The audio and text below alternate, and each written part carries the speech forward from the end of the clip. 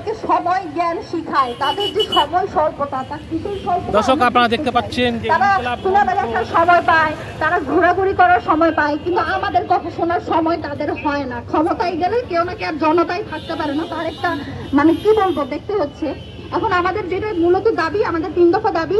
আমাদের প্রথম দাবি হচ্ছে আমাদের আওয়ামী লীগের নিবন্ধন বাতিল করতে হবে। দ্বিতীয় দাবি, কেন্দ্র থেকে ইউনিয়ন পর্যন্ত যত কমিটির সদস্য আছে তাদেরকে গ্রেফতার করতে হবে, এবং এই জুলাইতে যারা আন্দোলন করেছে, সামনে থেকেছে, যারা সামনে আসেনি কিন্তু জীবন থ্রেটেন ফিল করছে এই আন্দোলনে সম্পৃক্ততা থাকার কারণে, তাদের জানমালের নিরাপত্তা এই সরকারকে দিতে হবে। এই সরকারকে আমরা আমাদের গণঅভ্যুত্থান পরবর্তী তাদের এই ক্ষমতার উৎস জনতা এবং আমাদের লাল জুলাইয়ের এই অভ্যুত্থান, তাদেরকে সেটা অ্যাকনলেজ করতে হবে। দর্শক আপনারা দেখতে পাচ্ছেন যে প্রধান বিচারপতির কার্যালয়ের সামনে ইনকিলাব মঞ্চ নামে এটি যে সংগঠন, সেই সংগঠনের পক্ষ থেকে একটি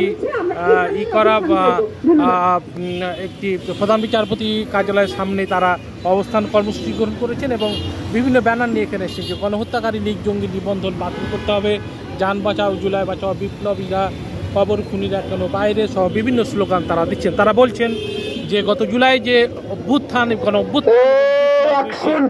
সেই বিপ্লবকে তারা সংযুক্ত করার জন্য তারা সরকারের পক্ষ থেকে স্পষ্ট রেফারেন্ডাম চান, যে যার মাধ্যমে খুনিদের বিচারের আওতায়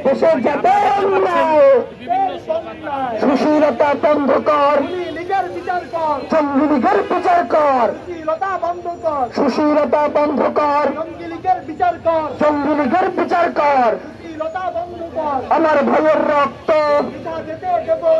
আমার বোনের রক্ত, আমার ভাই মরল কেন, প্রশাসন জবাব দে।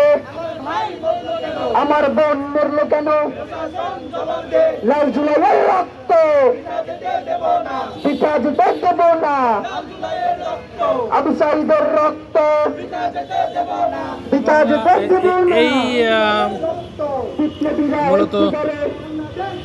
মূলত আজকের এই তাদের কর্মসূচির কারণে আশপাশ এলাকায় যানজট দেখা দিয়েছে এবং তারা বলছেন যে তাদের দাবি আদায় না হওয়া পর্যন্ত তারা এলাকায় যাবে না এবং এই গাড়িগুলো এলাকায় অত্যন্ত ধীরে ধীরে চলছে বলে আপনারা দেখতে পাচ্ছেন।